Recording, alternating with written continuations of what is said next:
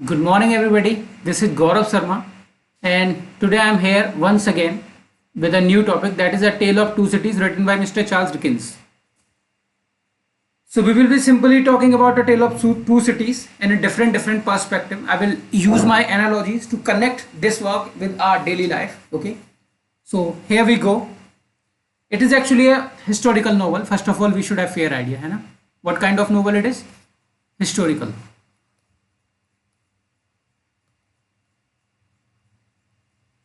Historical novel.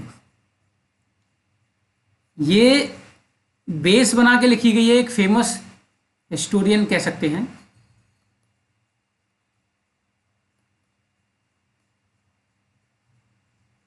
Thomas Carlyle.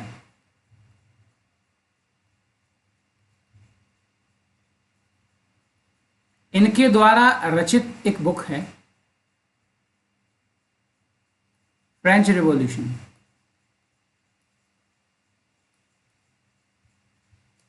ठीक है। इस फ्रेंच रिवॉल्यूशन को आधार बना के मिस्टर चार्ल्स डिकेंस ने एक नॉवेल लिखा जिसका नाम है a tale of two cities, and it was publish around 1859, 1859 में, है ना। अब इनकी आदत थी कि ये किसी भी वर्क को डायरेक्ट नोवेल फॉर्म में पब्लिश नहीं करते थे। ये या तो किसी पीरियोडिकल में या फिर किसी मैगजीन में ये पब्लिश किया करते थे, सीरियल। तो इनने इस वर्क को कहाँ पब्लिश किया? इन्होंने स्वयं की अपनी magazine all the year round,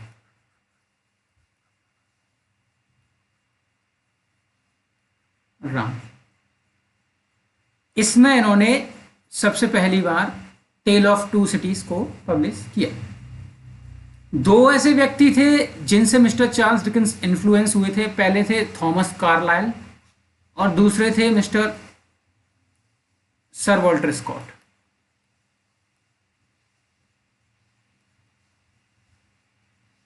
ठीक है। इन दो ऑथर से ये हैवीली इन्फ्लुएंस हुए, Thomas Carlyle and sir Walter Scott. अब मैंने आपको बेसिक इन्फॉर्मेशन इस विषय में दे दी है। एक बात मैं आपको और बता देता हूँ, you might not have idea if you, है ना। सो द बात ऐसी है कुछ कि हिस्टोरिकल नोवेल क्या होता है। हिस्टोरिकल नोवेल कोई भी ऐसा नोवेल जो हिस्ट्री के साथ डील करे, जो हिस्ट्री को बेस बना के लिखा जाए। अब कई ऐसे हिस्टोरिकल नोवेल रहे हैं इतिहास में, जैसे सीज ऑफ कृष्णपुर, है ना, ये 1857 की क्रांति के समय की घटना पर आधार बना के लिखा गया है। जी फेरल ने इसको लिखा है। साथ ही ट्रेन टू पाकिस्तान, जिसको कि हमारे खुशवंत सिंह ने लिखा है, वही खुशवंत सिंह जिन्होंने एक फेमस वर्क लिखा है पोर्ट्रेट ऑफ अ लेडी, है ना। तो ये कहीं 10th या 12th क्लास की बुक में होगा, है ना। साथ ही अगर आप और आगे चलें तो भीष्म साहनी है, उन्होंने तमस लिखा, वो भी अपने सेपरेशन, है ना, जब भारत पाकिस्तान का सेपरेशन हो रहा था, ये उसको आधार बना के लिखा है। तो कुछ ऐसे वर्क्स हैं, है ना, जो हिस्ट्री को आधार बनाकर लिखे गए हैं। उनमें से एक है टेल ऑफ टू सिटीज, जिनके बारे में हम बात कर रहे हैं। ये कहानी है एक ऐसे लवर की जो अपना जीवन त्याग देता है, जिसका जीवन में कोई एम नहीं होता, कुछ करता नहीं है, और एक लड़की के प्रेम में पड़ने के बाद में कैसे उसकी जीवन की दिशा बदल जाती है। ये एक ऐसे इंसान की कहानी है। ये कहानी है सिडनी कार्टन की। ठीक है, हम पर्सपेक्टिव सिडनी कार्टन का लेके चल रहे हैं।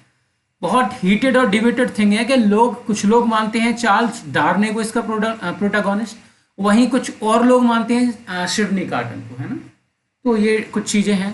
अब कुछ उदाहरण के तौर पर यदि हम माने, हमने एक फेमस लाइन सुनी होगी,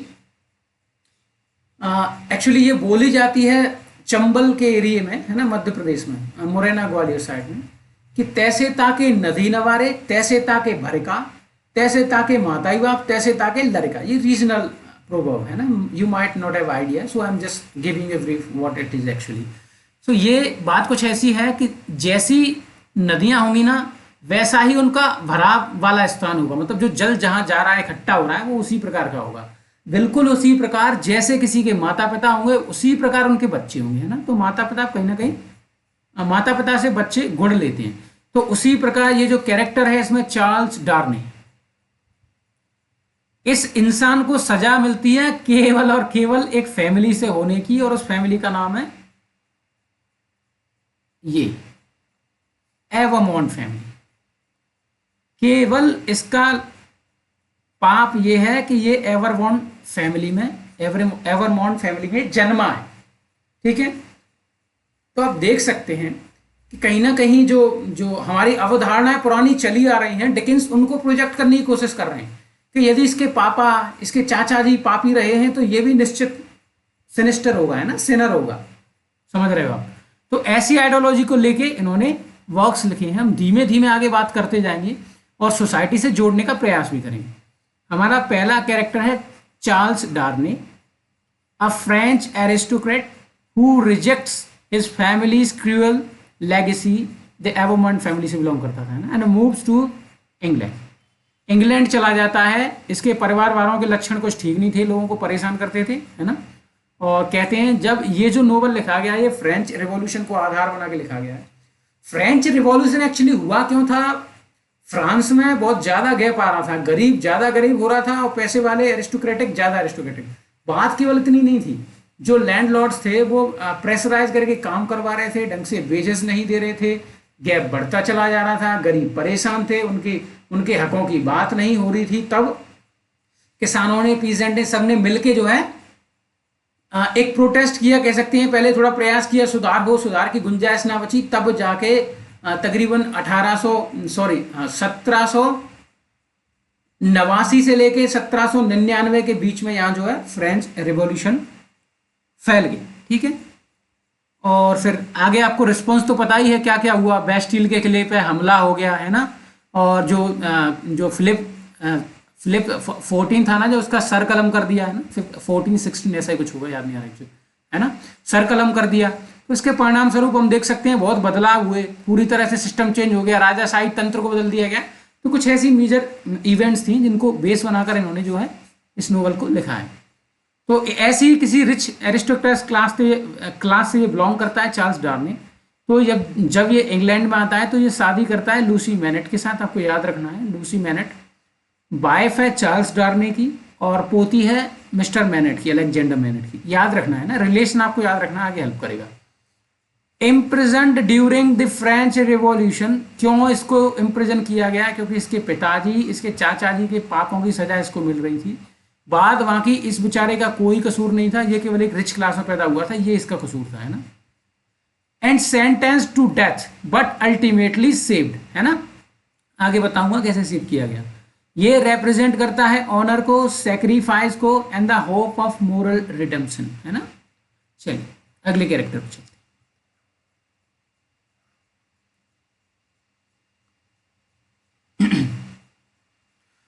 हमारा अगला कैरेक्टर है mister Sydney Carter, greatest lover of all time who sacrificed his life just to save the interest of his love interest. अपनी प्रेमिका के प्रेम को बचाने के लिए ये व्यक्ति खुद को मार लेता है ना, ही डाइड हिमसेल्फ। चूज करता है वो खुद के लिए मौत, डेथ, है ना। सुनिए, अ disillusioned alcoholic English lawyer who initially leads a wasted life। सबसे पहली बात तो सुनो, कोई भी पूछ सकता है आपसे एग्जाम में, what was the profession of Mr. Sidney Carton? So in that case you supposed to have idea that Sidney Carton was a lawyer, है ना, इंग्लिश लॉयर था वो। उसने अपने जीवन में कोई भी अच्छा काम किया नहीं था, बस पीता था, मतलब कह सकते हैं कोई एम ही नहीं था। एक फेमस कोटेशन है कि ना तो कोई मेरी कद्र करने वाला है, ना मुझे किसी की कद्र करनी है, कुछ ऐसी स्थिति थी इसके जीवन में, है ना। अब secretly in love with Lucy MANET, और जब से ये लूसी मैनेट को पसंद करने लगता है तब से ही इसमें सुधार होने लगता है, इसका पूरा कैरेक्टर बदल जाता है। ये एक राउंड कैरेक्टर है। सुनिए, जब हम ड्रामा पढ़ने बैठते हैं तो जनरली दो तरह के कैरेक्टर होते हैं, एक राउंड कैरेक्टर, है ना, एक फ्लैट कैरेक्टर। फ्लैट कैरेक्टर वो कैरेक्टर जो through out the novel, through out the play एक जैसा रहे, जिसके गुणों में, लक्षणों में कोई परिवर्तन ना आए। वही राउंड कैरेक्टर एक ऐसा कैरेक्टर होता है जिसमें थ्रू आउट परिवर्तन होता रहे। यदि आप किसी ड्रामा में देखें तो आपने एक फेमस ड्रामा पढ़ा होगा, written by mister John Webster, that is Duchess of Malfi, है ना। उसमें एक कैरेक्टर था बोसोला। बुसोला शुरू में एक ऐसा व्यक्ति था जो मर्डरर था, पैसे लेके लोगों को मारता था, है ना, असासिनेटर था। और लेकिन बाद में वही व्यक्ति जिसको मारने आता है उसी की बीवी को बचाने की कोशिश करता है ना। तो बदलाव हुआ ना कैरेक्टर में, शुरुआत में पापी है, बाद में अच्छा हो गया। बिल्कुल उसी प्रकार से मिस्टर सिडनी कार्टन शुरू में बिल्कुल भी अच्छे इंसान नहीं थे, लेकिन समय के साथ उनमें बदलाव होता जाता है, ये बदलते जाते हैं। तो इस प्रकार के बदलाव वाले कैरेक्टर को राउंड कैरेक्टर कहा जाता है। मैं जो भी आपको बताऊंगा हर एक बिंदु आपको हेल्प करेगा। आप किसी भी लिटरेचर के एग्जाम में बैठिए, आपके कॉन्सेप्ट्स क्लियर होंगे। यदि आपके कॉन्सेप्ट्स क्लियर होंगे तो आप यदि कभी कहीं कोई इंटरव्यू देने जाएंगे, whether it is for PhD और it is for assistant professor interviews, है ना, तो ये आपको बहुत हेल्प करेंगे। कॉन्सेप्ट हमेशा क्लियर होने चाहिए, नॉलेज मात्र से कुछ नहीं होता। सुनिए, performs the ultimate sacrifice by dying in a Darnay's place at guillotine, है ना। अब ग्लूटन शायद हो सकता है आप में से कुछ लोगों को नहीं पता हो। ग्लूटन एक विशेष प्रकार की मशीन होती है। आपने यदि देखा हो तो ये आपको देखने मिलेगी पायरेट्स ऑफ द कैरेबियन में, है ना। ग्लूटन एक ऐसी मशीन होती है जिसमें ऊपर ब्लेड लटकी होती है, ऐसी भारी वजनदार, है ना, ऊपर ऐसे लटका दी जाती है रस्सी तार से ऐसे बांध के, और नीचे किसी की ऐसे गर्दन रखवा दी जाती है, और ऊपर से वो गिरती है और सर कलम हो जाता है, गर्दन अलग, है ना, और धर अलग। कुछ इस प्रकार की मशीन होती है। तो ये अपने आप को कुल मिला के अपने प्रेम के लिए त्याग देता है, अपने अपने शरीर का सेक्रीफाइस कर देता है ना। तो ये ग्लूटन पर, ये है ग्लूटन। चलिए, अब इसकी एक फेमस लाइन है, it is a far far better thing that I do than I have ever done. मतलब जब ये अपने प्राण देता है तो इसके अंतिम शब्द ही कुछ इस प्रकार होते हैं कि ये बहुत अच्छा काम है, इतना अच्छा काम है कि मैंने अपने जीवन में इतना कुछ अच्छा नहीं किया। जब ये अपना सेक्रीफाइस करता है अपने लव इंटरेस्ट के लिए, लूसी के लिए, है ना।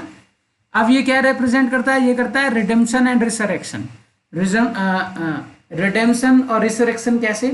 रिडेम्पशन एंड रिसरेक्शन कुछ इस प्रकार के, जो व्यक्ति कभी कुछ अच्छा नहीं करता था जीवन में, उसका कोई एम नहीं था, यहाँ इस लड़की के जीवन में आने के बाद में उसके जीवन का एक एम बन गया। तो इस प्रकार से ये उसके लिए एक रिसरेक्शन और रिडेम्पशन हो गया, है ना। चलिए अब आगे चलते।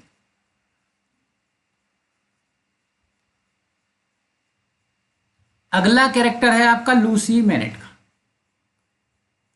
लूसी मैनेट एक जेंटल, कंपैशनेट, वर्चुअस डॉटर थी किसकी? डॉक्टर मैनेट की, अलेक्जेंडर मैनेट की।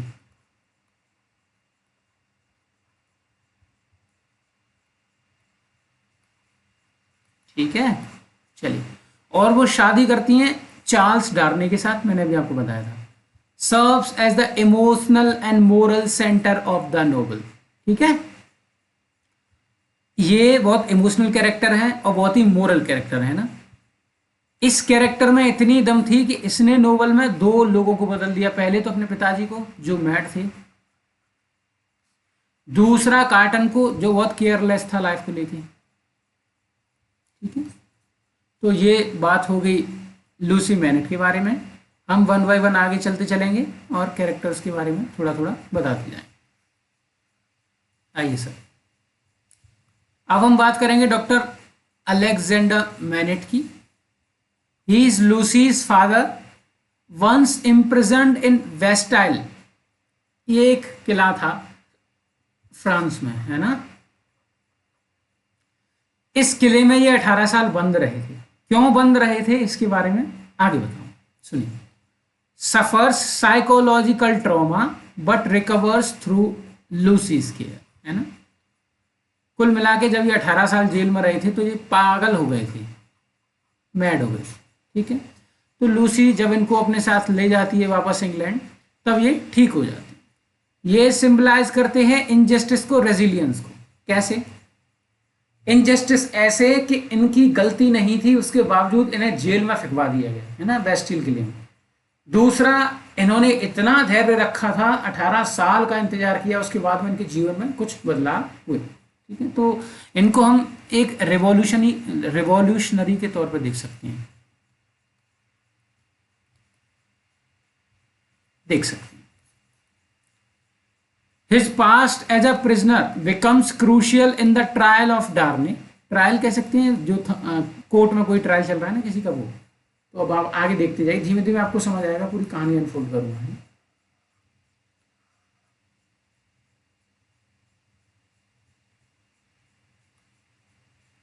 अब हम बात करने वाले हैं मैडम डेफार्ज की।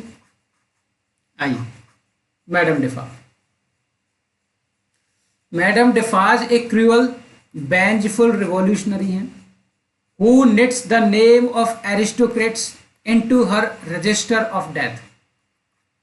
कुल मिला के ये जो लेडी थी मैडम डेफार्ज, और इनके हस्बैंड का नाम था अर्नेस्ट डेफार्ज, ये दोनों क्रांतिकारी हैं, ठीक है। रिच क्लास से नहीं आते, नॉन रिच क्लास से आते, मतलब पुअर थे, है ना, किसान मान लीजिए एक तरह से।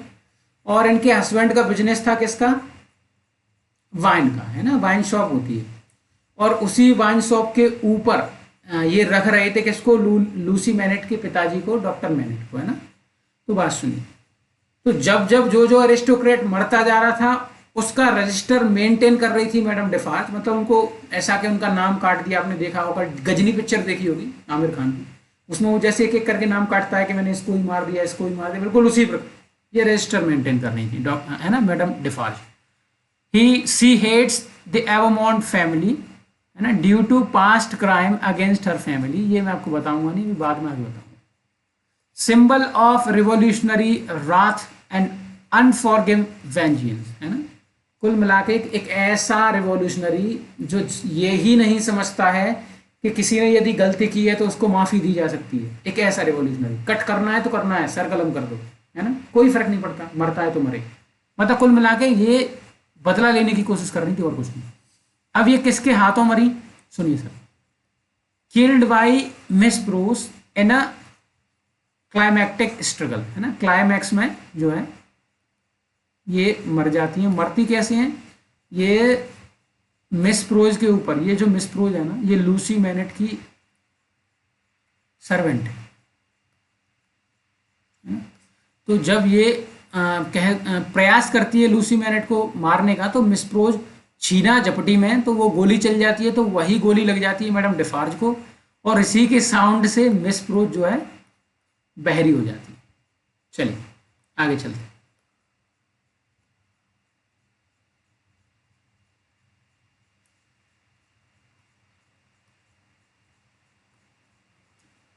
अब बात करते हैं अर्नेस्ट डेफार्ज की।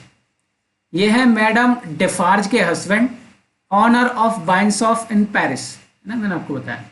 Farmer servant of mister Manette, है ना, ये सर्वेंट के फॉर्मर सर्वेंट थे। अब ये लीड कर रहे हैं किसको, रिवॉल्यूशन को। कहाँ पे, फ्रांस में। और डॉक्टर मैनेट को इन्होंने ही जेल से निकाला है, बेस्टिल के किले से इनने ही कैसे भी छुपते छुपाते निकाला है, ठीक है। और आजकल ये इन्हीं के यहाँ रह रहे हैं, वाइनशॉप के ऊपर। Sympathetic but caught between loyalty to revolution and humanity. मतलब जितनी मैडम डेफार्ज क्रूअल हैं उतना ये व्यक्ति क्रूअल नहीं है, लेकिन ये जाल में फंस गया है कि यदि मैं अपनी लॉयल्टी रिवॉल्यूशन के खिलाफ रखूं या ह्यूमैनिटी के खिलाफ, कुल मिला के बीच में है। ये वही कर रहे हैं जो मैडम डेफार्ज इनको कह रही हैं। ये रिप्रेजेंट करते हैं कॉमन मैन को, है ना, टर्न्ड इनटू रिवॉल्यूशनरी, ठीक है, कोई भी ऐसा व्यक्ति जो रिवॉल्यूशनरी बन जाए। चलिए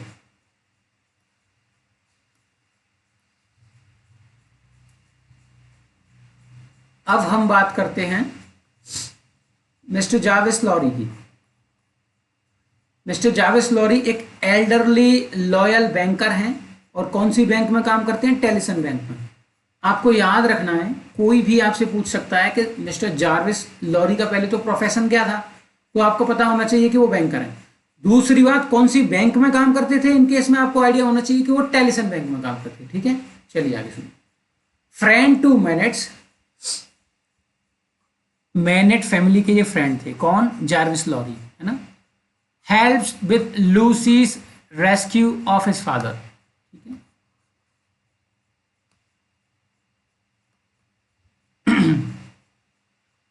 लूसी को ये स्वयं ले जाते हैं मिस्टर जार्विस लॉरी, कहाँ, ये ले जाते हैं लूसी को फ्रांस में, जब ये अपने पिताजी को लेने जाती है, तो है ना। इस प्रकार से ये जार्विस लॉरी हेल्प करती है। Symbol of rationality, order and loyalty, ये डॉक्टर मैनेट के लिए लॉयल थे, बहुत ऑर्डर, मतलब ऑर्डर में कोई मतलब कुल मिला के जितने भी ऑर्डरली वर्क्स हैं नोवेल में, जैसे भले ही वो इनको ले जाना हो, बाप बेटी को, है ना, ये डॉक्टर मैनेट को और उनकी पुत्री को, इनको ले जाना हो फ्रांस से वापस इंग्लैंड, या फिर सिडनी कार्टन को जेल में भेज के मिस्टर डार्ने को वापस इंग्लैंड लाना हो, तो कुछ ऐसी घटनाएं इनसे जुड़ी हुई हैं। रैशनल व्यक्ति थे ये, ठीक है। अब हम और आगे चलते हैं। जार्विस लॉरी के संबंध में हमने थोड़ा थोड़ा जान लिया, सुनिए।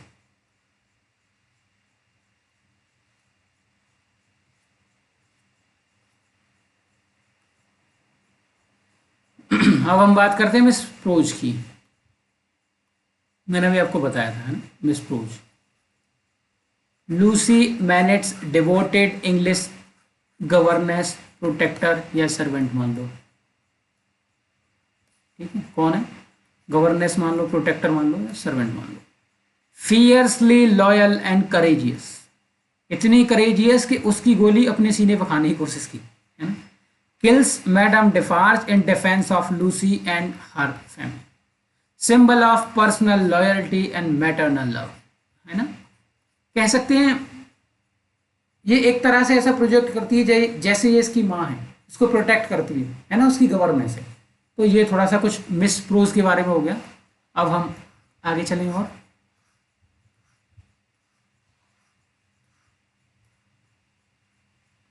हम बात कर रहे हैं मिस्टर स्ट्राइवर की।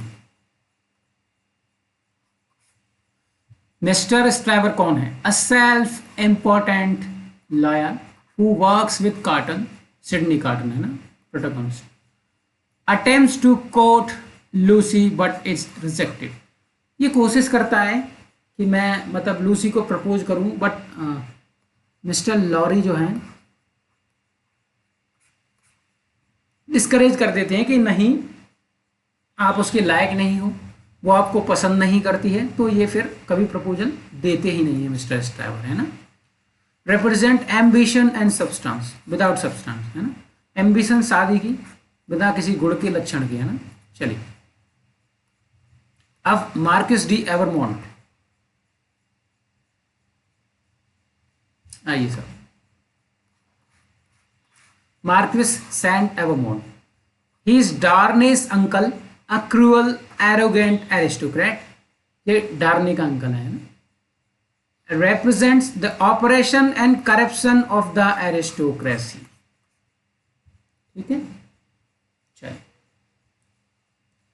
इसको मारा जाता है गैस पार्ड के द्वारा after running over the child. सुनिए, ये जो मार्किस डी एवरमोंट है, अच्छा आपने एक मूवी देखी हो कुछ दिन पहले, RRR, है ना, SS राजामौली की। उस मूवी में आपने एक अंग्रेज वाला सीन देखा होगा जिसमें अंग्रेज बग्गी से जा रहा होता है और उस बग्गी के नीचे एक गरीब का बच्चा आ जाता है, तो वो बच्चा मर जाता है। उसके बाद वही अंग्रेज तुरंत ऐसे गोल्ड कॉइन उठाता है और फेंक के वो बाप के मुंह पे देता है कि ये लो, माँ होती है बाप जो भी हो मूवी में। बिल्कुल इसी प्रकार यही होता है। ये द मार्किस सेंट एवरमोंट जो है एक बच्चे को कुचल देता है। उसके बाद में जब मतलब ऐसा भीड़ इकट्ठी होती है, उसके पिताजी आते हैं तो उन पर सिक्का फेंक के मारता है। कुल मिला के ये एक जान की कीमत सोने के सिक्के से आंकता है। इसी गैस्पार्ड का, ये जो गैस्पार्ड है ना, इसी गैस्पार्ड के पुत्र को जो है ये कुचल देता है। बाद में यही गैस्पार्ड मार्किस सेंट एवरमोंट को मार देता है। ठीक है, याद रखना। चलिए आगे, Gaspar, a peasant whose child is killed by Marquis murders the Marquis in revenge, उसी के घर में जाके। His execution stirs revolutionary fervor। जब पता चलता है एरिस्टोक्रेटिक रिच क्लास को कि ऐसे ऐसे मार्किस डी एवरमोंट को गैस्पार्ड ने मार दिया है, तो जैसे ही इसका ओपनली एक्सिक्यूशन होता है वहां से रिवॉल्यूशन जो है फैल जाता है और फिर होती है क्रांति, जिसके परिणाम स्वरूप जितने भी पैसे वाले थे सबको मार दिया जाता है, किसी को जला दिया जाता है, उनके किले में आग लगा दी जाती है। समझ रहे ना, कुछ इस प्रकार से। अब बात करते हैं अगले कैरेक्टर की sir, the vengeance.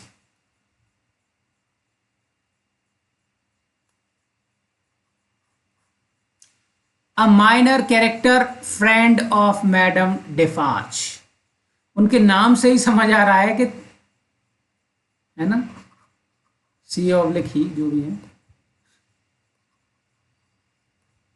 Main to take revenge.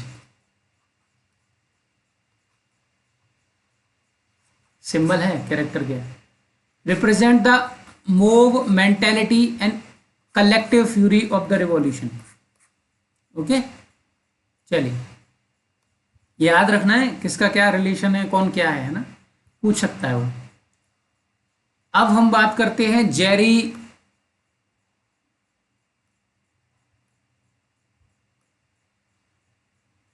Cruncher की।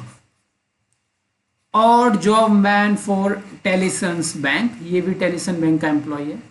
Also secret resurrection man, grave digger, है ना, ग्रेव रॉबर है।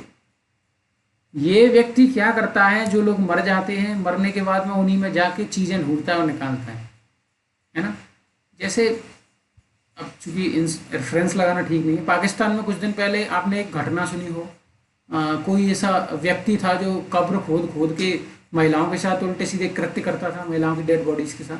बिल्कुल उसी प्रकार ये जो व्यक्ति है रिसरेक्शन मैन, खुद ही लोगों को कंधा दे के ले जाता है, और लोग जब दफन हो जाते हैं तो वापस जाता है, उनसे जो भी कीमती चीज़ें होती हैं वापस निकाल के लाता है ना। इसलिए इसको ग्रेव रॉबर कहा है ना, रिसरेक्शन मैन। ऐसे ही इसकी जीविका चलती है। बैंक तो नाम के लिए है ना। कॉमिक रिलीफ देता है, मतलब ऐसा सीरियसनेस नोवेल की थोड़ा कम करता है। Also highlights the theme of death and resurrection as he carries dead bodies over his shoulder, है ना। चलिए अब ये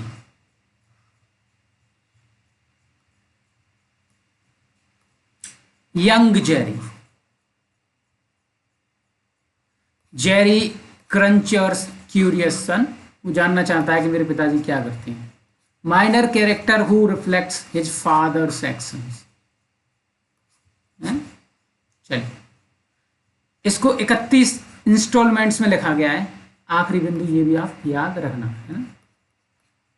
चलिए, इस किताब के टोटल 3 हिस्से हैं, ठीक है। ये जो बुक है इसके टोटल 3 हिस्से हैं।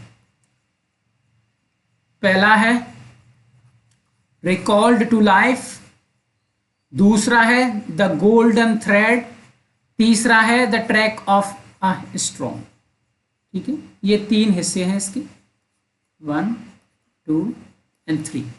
पूछा जा सकता है टेल ऑफ 2 सिटीज को कितने हिस्सों में लिखा गया है, कितनी बुक्स में लिखा गया है ना, तो आपको पता होना चाहिए।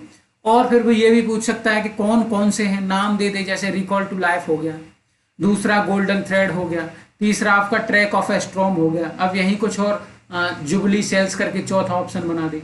अब वो पूछे इनमें से कौन सा टेल ऑफ 2 सिटीज की बुक नहीं है, तो उस केस में आप गलत हो जाएंगे। अगर आपने नहीं पढ़ा हुआ तो आपको पता होना चाहिए।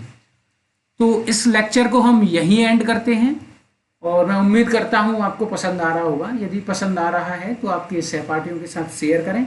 बहुत बहुत धन्यवाद मेरे साथ बने रहने के लिए।